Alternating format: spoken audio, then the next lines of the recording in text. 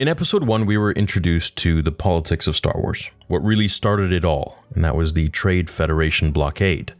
So, what led to the Trade Federation being manipulated by the Sith Lords, by Plagus and Palpatine, because that's where it all started. That's what we're going to discuss in today's video. It's going to be a bit of a heavier video, but I know a lot of the lore-heavy guys and people who are really into that will appreciate this. So, Sidious and Plagus meticulously turned Nute Gunray into their little pawn and sparked that blockade on Naboo. So let's pull from James Luceno's Darth Plagus novel and just get heavy with it. Now, Gunray wasn't some random Nemoidian bureaucrat that the Sith stumbled across. Plagus and Sidious had been watching him for a long time, carefully plotting their moves way before the blockade ever happened. They specifically picked Gunray because of his greed, ambition, and utter vulnerability to manipulation.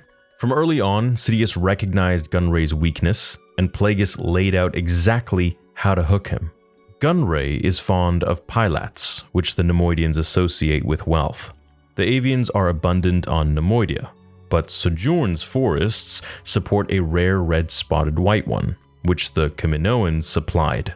He will never identify it as a clone. That's from page 349. That wasn't just a gift, it was symbolic, a subtle promise of prosperity, luxury, and power, all the things that drove Gunray's greed. Sidious wasn't playing checkers here. He was playing 4D Dejarik, and if you know, you know, already several moves ahead. As Gunray rose through the ranks of the Trade Federation, Sidious continually fed his ego and fear simultaneously. By carefully orchestrating events such as secret political backing and engineered crises, Sidious made Gunray entirely dependent on him. He explicitly warned Nute not to underestimate the rewards of their alliance. Here's a quote from page 408. "Even after all I have engineered on your behalf, you fail to grasp that by allying with me, you are investing in the future. Does it not occur to you that your most valued investors are in a position to reap great profits from your knowledge of what is about to happen?" So let's be clear, the blockade was never meant to succeed. It was deliberately set up to fail, spectacularly in fact, to generate massive political fallout. The Sith needed the blockade to expose Chancellor Valorum's weakness. They needed Valorum out, and everything else was just a pawn in the game, ensuring Sidious's ascent to Supreme Chancellor. As Plagus coldly explained to Sidious, the Naboo Crisis was simply a stepping stone. On page 421, we get the acquisition of Naboo will demonstrate the failings of diplomacy and prompt a sense of militancy among the Jedi, which is exactly what we saw with Obi-Wan and Qui-Gon Jinn entering episode 1. This makes a lot of sense if you think about it. The entire Naboo Crisis was a calculated stress test designed by Plagus and Sidious to gauge the strength and weaknesses of the Federation's droids before the real conflict, the Clone Wars, beginning. It wasn't about Naboo's trade routes, it was about refining the Sith's war machine and setting the stage for galactic upheaval. Even with all of this meticulous planning, Sidious recognized unexpected threats like Qui-Gon Jinn. Jinn was unpredictable, insightful, and dangerously intuitive, exactly the kind of Jedi who might unravel their carefully constructed plans.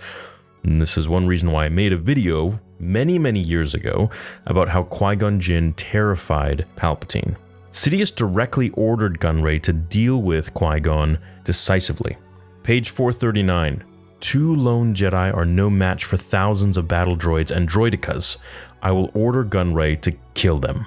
But Plagus, more cautious and perhaps wiser, recognized Qui-Gon's uniqueness, urging Sidious to proceed carefully.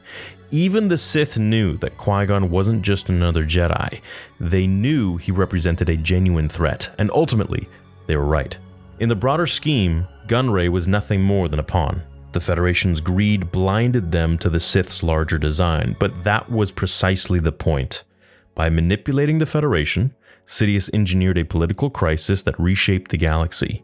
Every move that Gunray made, every decision he took, was meticulously guided by Sidious's invisible hand, carefully orchestrating the end of the Republic and the destruction of the Jedi Order. And this is the interesting part of it all. Sidious and Plagus didn't just predict the future, they actually manufactured it. Their control over the Trade Federation wasn't a simple act of corruption. It was a masterstroke of galactic chess, executed flawlessly to kickstart the Sith's grand plan, well, after 1,000 years. Nute Gunray and the blockade of Naboo were just the opening move, setting the stage for everything that followed in the prequel trilogy. Now, when I was a kid, I was like, well, who cares about this blockade? But now we're seeing, it's actually the main big deal, and we're seeing in today's politics too, is that it does cause quite the feud. Trade Federation tariffs, Trade Federation blockades. George was onto something. And of course, I want to hear from you guys in the comments. Do you think that Gunray ever had any clue just how deeply he was being played? Could any other being have stepped into his role, or was Gunray uniquely suited to be manipulated because of his greed? Let me know your thoughts in the comment section. I love reading them. And hit like if you enjoyed this video and subscribe if you haven't already. I love you guys. I hope you're enjoying the old lore content. Remember, the Force will be with you always. Until next time.